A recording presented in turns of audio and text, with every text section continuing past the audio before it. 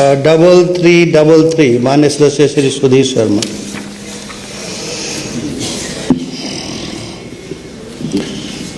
Speaker sir, question number 3333। माननीय मुख्यमंत्री महोदय। माननीय अध्यक्ष महोदय, सूचना सभा पटल पर रख दी गई है। माननीय Sudhir Sharma ji, very detailed information. माननीय अध्यक्ष महोदय, आपके माध्यम से मैं माननीय मुख्यमंत्री जी से जानना चाहूँगा कि ये जो जॉब ट्रेनी नियुक्त होने हैं, क्या सरकार इस नीति में जो एक शर्त रखी गई है कि दोबारा जब पुनः उन्हें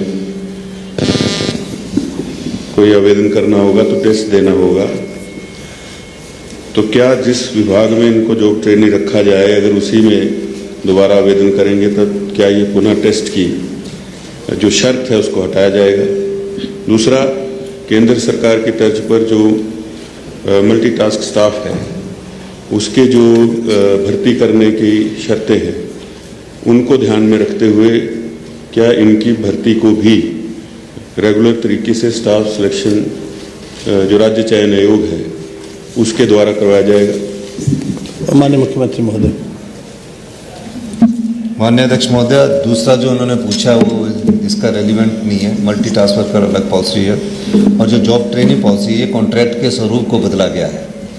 जो भी कॉन्ट्रैक्ट के तहत जो जॉब ट्रेनिंग 2 साल के लगेंगे वो रेगुलर एम्प्लॉइज होंगे, उन्हें निकाला नहीं जाएगा।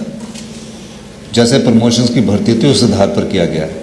बाकी जो मल्टीटास्क वाली बात इन्होंने कही है वो उसकी अलग पॉलिसी होती है, कई स्कीम बेस्ड होते हैं, कई उस बेस पर होती है, वो इससे रेलिवेंट नहीं है। बाकी हमने विस्तृत जानकारी जॉब ट्रेनिंग पॉलिसी की दी थी। माननीय रणधीर शर्मा जी।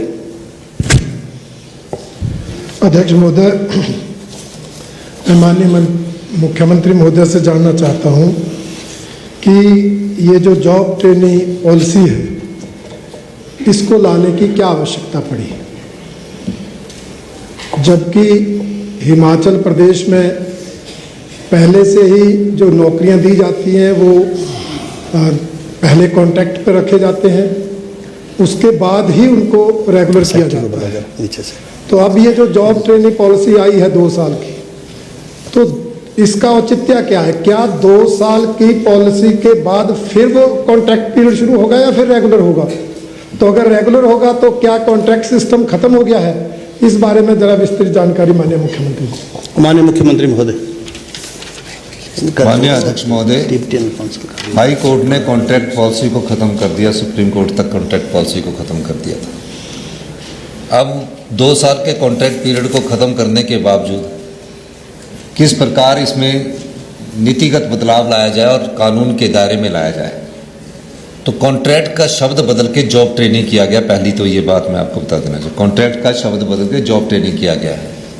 इस पॉलिसी को लाने की इसलिए ज़रूरत होगी कि कॉन्ट्रैक्ट वालों को कंसीडर ही नहीं कर रहा हाई कोर्ट की ये है, तो इसलिए जॉब ट्रेनिंग शब्द कॉन्ट्रैक्ट की जगह लाया गया। और दूसरा, माननीय अध्यक्ष महोदय, आपने दूसरा क्या पूछा है और क्या पूछा?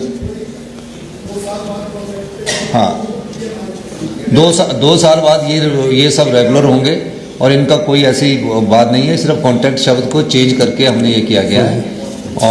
और मैं आपको ये भी बताना चाहता हूँ, ये सब राज्य चयन योग्य और पब्लिक सर्विस कमीशन के तहत लगेंगे और जो भी राज्य चयन और पब्लिक सर्विस कमीशन के तहत लगेगा वो 2 साल में रेगुलर होगा। माननीय रणधीर शर्मा जी। क्या 2 साल बाद फिर से टेस्ट लेने का प्रावधान रहेगा या नहीं रहेगा, एक तो वो बताएं।